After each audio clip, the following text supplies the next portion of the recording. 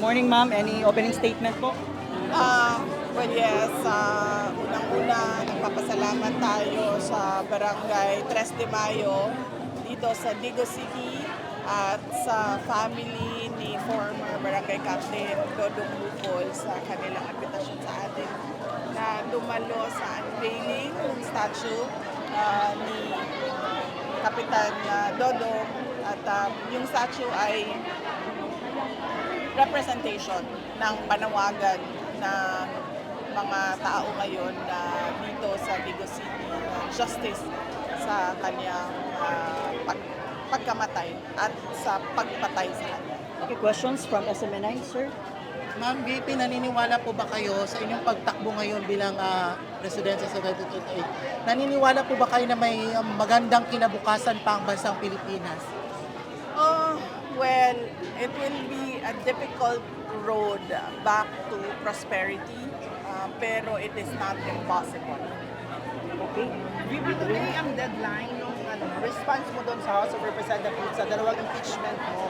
Magsasubmit ba ang kampo mo today or ano yung plano natin Antayin na lang natin kung mag-submit ako o hindi. within this? Ngayon ang deadline sa pagkakaalam. Okay, GMA, Jan. Tinaas niyo po yung kamay ni Vice Gov Cagas. Does that mean na you express support for the 2028 elections for him? Malayo po masyado ang 2028 elections, no?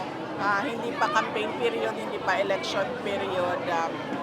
Ang pagtaas ko ng kanyang kamay is my personal support to the person of former Governor Mark Cagas. Okay, last question po, sir. Go ahead. Biti, unsay positibo negatibo ni pagtuon ning statue.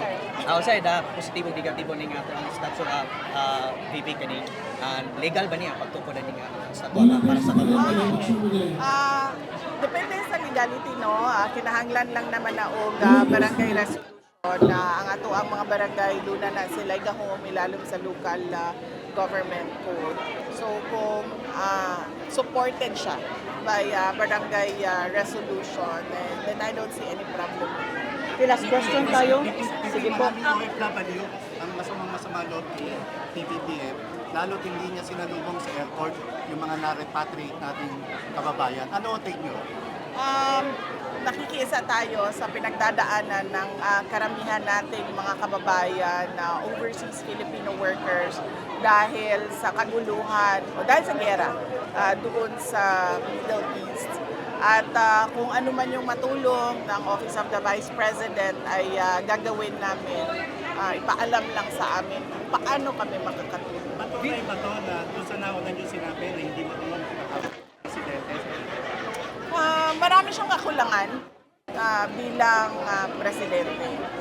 Hindi lamang sa pagbibigay ng simpatya at empathy, no, sa ating mga kababayan. More than that ay yung problema at skandalo sa paggamit ng pera ng bayan. Hindi ba lang presyo ng gasolina? Mataas pa rin yung ratings mo base sa Pulse Asia ngayon lumabas VP. Mataas pa rin yung ratings mo.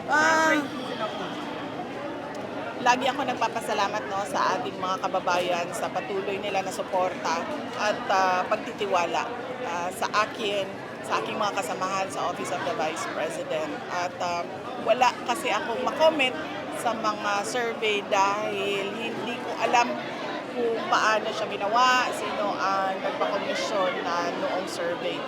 Pero ako ay may survey man o wala. Nagpapasalamat dahil yung pagtitiwala at paniniwala ng taong bayan sa akin ay nandyan pa rin. At lagi ko sinasabi, tulad kanina, sabi ko, yung power ko kasi, o ang gahom na ko, ay galing yon sa tao. Thank you. Pwede pa isa, sumala man good ni Representative Ridwan, subpoena may be issued sa tax and business records daw ni mo and sa imuhang bana. Comment lang yung video. Kausapin muna nila ng maayos yung mga abogado nila dahil sa nakikita natin ngayon ay yung mga iilan sa mga members of the House of Representatives ay inaabuso yung kanilang posisyon at kapangyarihan at more than that ay lumalabas na para silang mga law benders. VP, ano yung tugon ng OVP, Office of the Vice President, sa crisis ngayon sa Middle East, especially itong mga nagtaas ng crude? Yung projects ng Office of the Vice President, meron tayong RISE na tinatawag. Ito yung relief for individuals in indigence and in difficult situations. So yan yung tulad ng binigay natin dito sa mga kababayan natin sa Barangay Tras de Mayo, yun yung initial na paunang response lagi ng Office of the Vice President. Thank you, ma'am. Thank you.